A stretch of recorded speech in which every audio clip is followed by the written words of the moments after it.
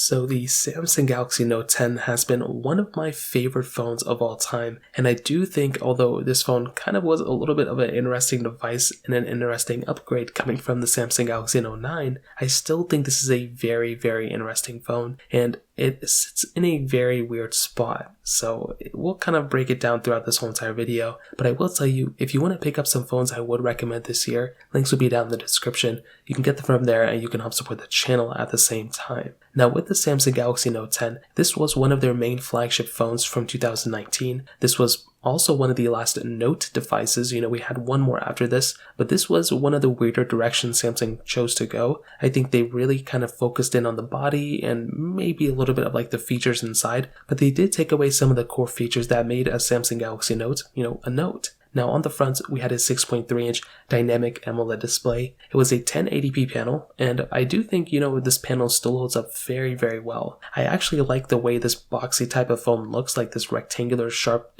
corner phone. I like it a lot. It reminds me a lot of like the Pixel 7 Pro kind of, Pixel 6 Pro kind of design. I think those types of devices look beautiful, and this one, doesn't look that far off from those ones as well. So I think with this type of display, it's not 120 Hz or anything, but I still think it looks very good for the most part. On the bottom, we have our USB Type-C port, which is perfect. We have our Samsung DeX experience from this thing too. And for those of you who don't know, it's like a desktop type of experience on this type of phone. So that's another cool thing that this phone had going for it at the time. It also had an S Pen. So it's essentially that stylus little thing that Samsung still puts on their Note or the S22 Ultra devices, which is cool. So I think that's a really nice touch as well. Unfortunately, as I mentioned before, these were the moments where Samsung pretty much stepped away from their main flagship Note being like everything at once, like on their devices. This phone had no micro SD card slot, and it did not have a headphone jack either. Now the Galaxy S10, which came out earlier that year, had everything you probably ever want from a phone and then some. Like that was a very, very good phone.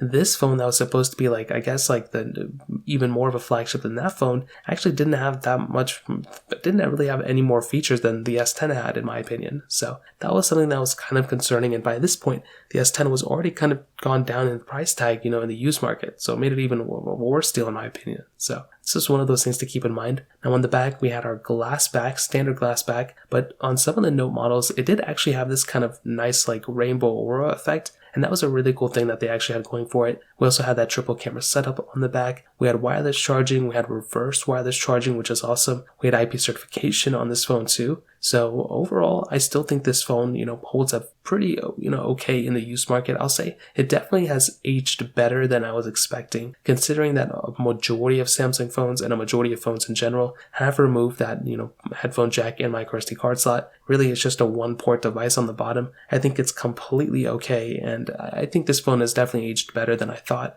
I just thought at that moment that a lot of phones would probably still end up having some sort of headphone jack or something, but in terms of that kind of covers it up on the outside. Now in the camera department, this phone does have that triple camera setup like I mentioned before, a 12 megapixel wide angle lens, 12 megapixel telephoto lens, and then a 16 megapixel ultra wide camera. And on the front, it has a 10 megapixel wide angle lens. Now we can do 4K at 60 on the front and the back of this phone, which is really cool. And I think overall this camera is still a pretty good camera for sure. Now we do have 3 cameras, which is something I like. That is something that, again, if this camera had 2, that would be a little bit of a different story like the Note 9. Fortunately for us, we have that triple camera setup, which allows us to zoom in and zoom out, and it pretty much matches a lot of Samsung phones and just a lot of phones in general that still have the same type of setup. The iPhones have the same type of setup. The Pixels, pretty much for the most part, unless you get the Pixel 7 that actually has less. So I think this camera, in terms of the hardware, I think is pretty decent. The software as well is actually pretty good. I am a fan of the Samsung camera UI, maybe not the whole entire One UI, but I'm a fan of the Samsung camera,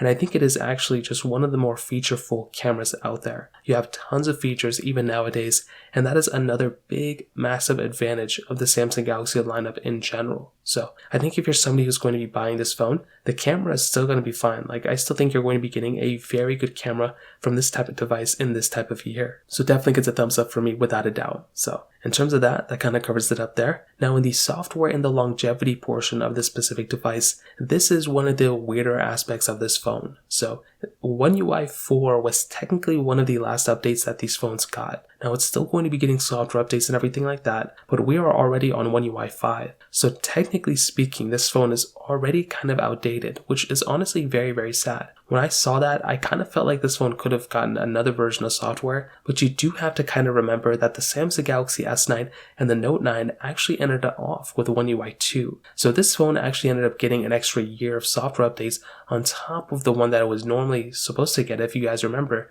So I think that was a very, very crucial thing that Samsung kind of had to do, that they had to kind of differentiate these models against some of the older ones as well. And I do think in this example, the Samsung Galaxy Note 10 still lives on. I mean, I think this thing still has a long future. I think it had a long future, before it, or it had a long past. I think the future of it doesn't really look too good. I think if you're planning on getting this phone now, I would really ask yourself, are you planning on using this phone for the next 2 years? If that's the case, if it's 2 years or less, then I think you'll be okay. And I don't really think you're going to be missing out on too much. But if you're planning on using this phone for 3, 4, 5 years from now, unless there's a way to custom ROM it and get security updates that way, I don't think that's the smartest thing to do. I think it's probably a smarter thing if you were to go ahead and just upgrade to a Note 20 or get a S22 or something like that. That might make a little bit more sense to me, but regardless, that's kind of how I feel about it in that example. Now on the performance side, this phone had that Qualcomm Snapdragon 855 chipset inside, and it did also have 8 gigabytes of RAM. So,